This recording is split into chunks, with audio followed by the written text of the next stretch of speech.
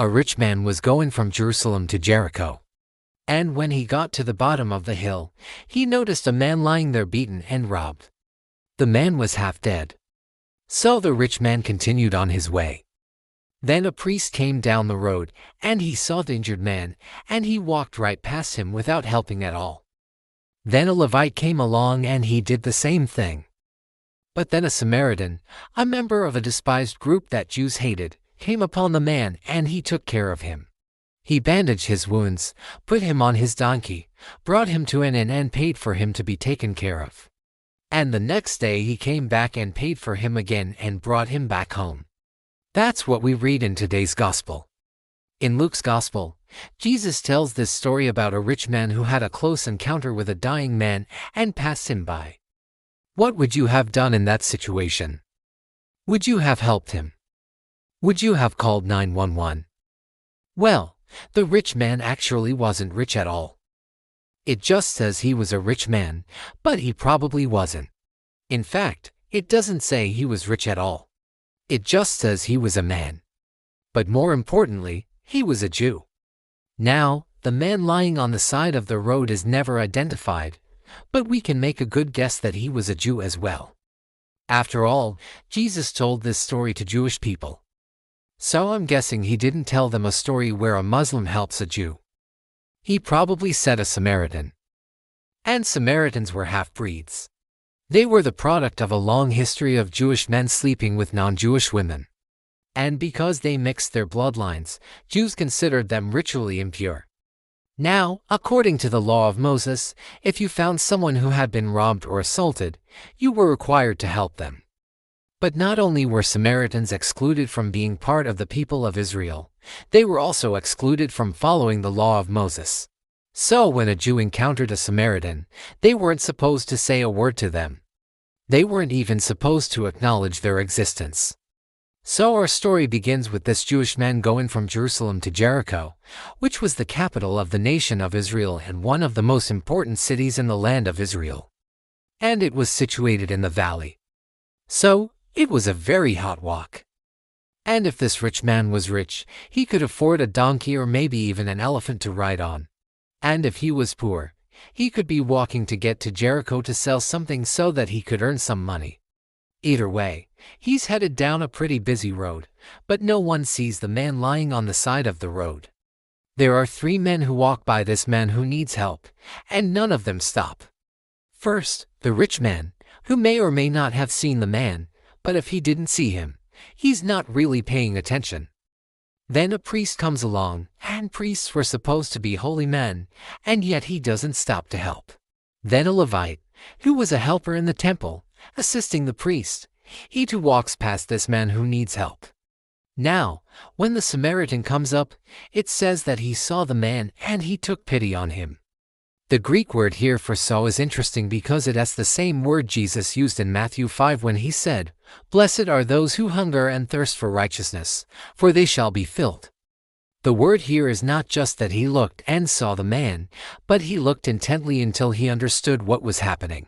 You know, I think that one of the big problems in our world today is that we look but we don't see. We see with our eyes, but we don't see what's before us. We drive around every day looking at everything and everyone, but we don't really see anyone. We see people as objects rather than subjects. We see people as a means to an end. We see people as a problem or an annoyance. But we don't really take the time to see people. One time Jesus was having dinner at a friend's house, and this woman came up behind him and began to wash his feet with her tears. And when his disciples saw her, they said, "Don't you realize who this woman is? She's a sinner. That's why she's washing my feet. She's trying to pay me back for all the times I've done things for her." But Jesus said, "Simon, I want you to understand something. They're both right here. She has washed my feet and anointed them. Yes, she loved me very much. But you have failed to see this. So often we fail to see the people around us. And if we don't see them, how can we love them?" But the Samaritan didn't just see this man, he took pity on him. And the Greek word for pity is interesting because it means to have compassion. and he had compassion on the man.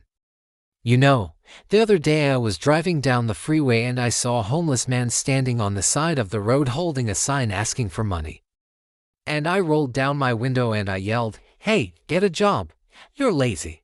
And I drove past him. And yes, he needed help, but I chose not to help him. I just kept driving. I didn't stop. I didn't ask him if he wanted food or water. I didn't ask him if he wanted me to take him somewhere.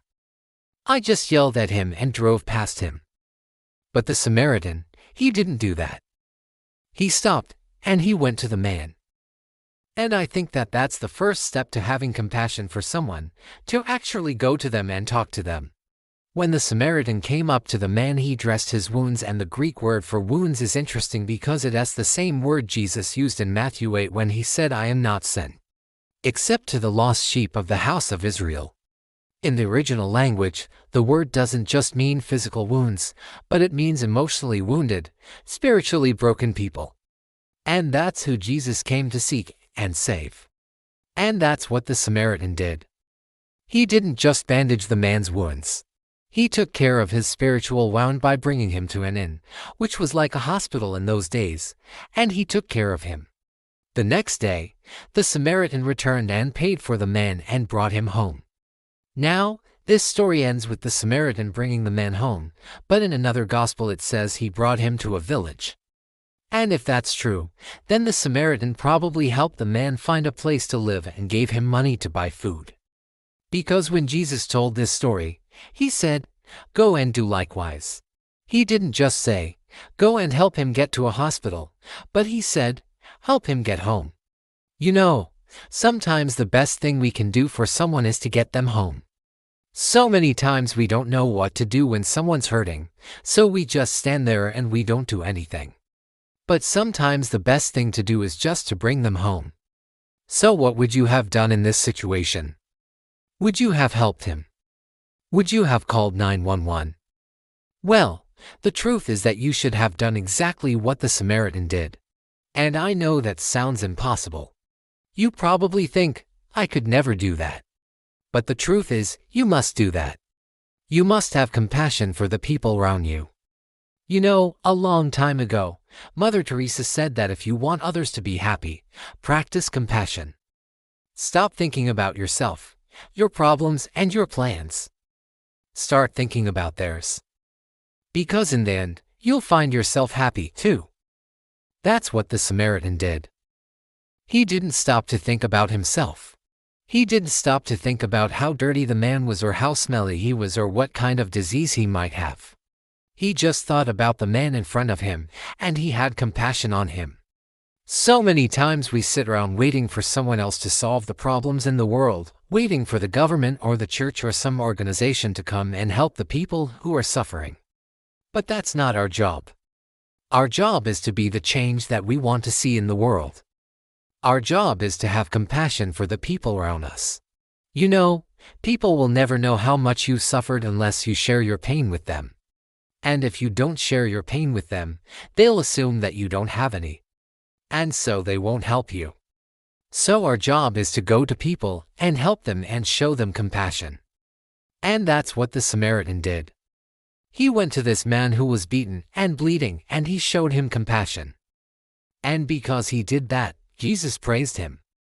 Well, that's it for now. God bless you. And remember, compassion changes everything.